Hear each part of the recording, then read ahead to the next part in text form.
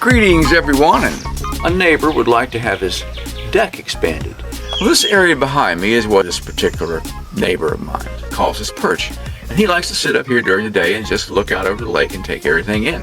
And so we decided about halfway into the project to do wire railing versus the standard balusters to give a lot more visibility than sitting here and looking out over the lake area. It's time for show and tell, and maybe more importantly, lessons learned. I'm going to let you know what I learned throughout the construction phase of this project.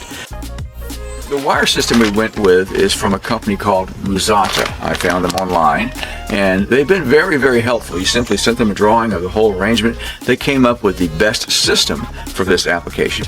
And then from the drawing, they calculated exactly how many feet of wire, how many different fittings were required, and I just kind of double checked their work, and it all seems that it worked out pretty well.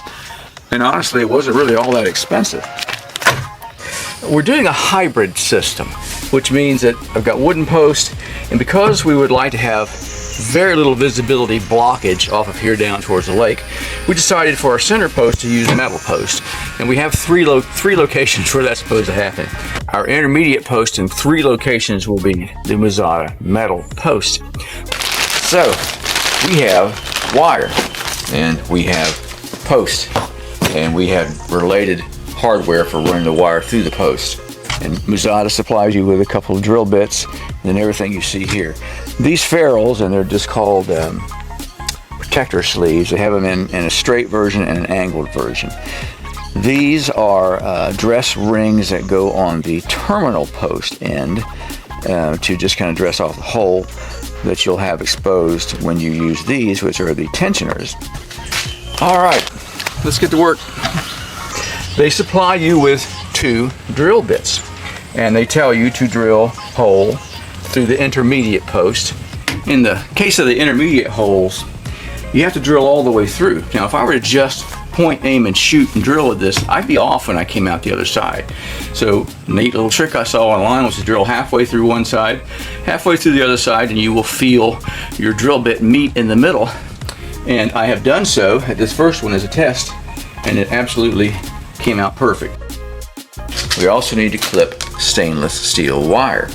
The challenge is, how long do you cut this wire? What I ended up doing is I pulled this taut level with the hole and I marked it. You'll see that this tensioner is 3/4 of an inch long.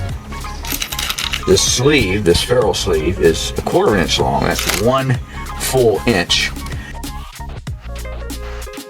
Okay, if we've done everything properly, this is going to work. We'll run it through, making sure all the grommets are in place on the metal post, making sure all the little washers are in place. The holes in these washers are punched, and so you have a bevel that occurs. There's a bump on the outside and an indent on the inside.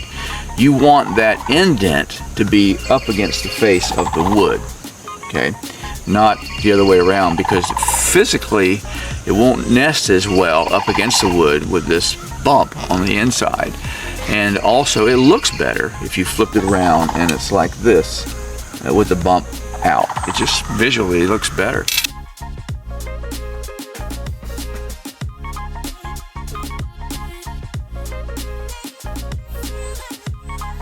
And that's it, another project completed. All in all, I think it looks pretty good, just like we expected. Muzata that I found online. I'm very well recommended. They have fantastic products. I did find that it was conceptually very, very simple, and I like the way it goes together.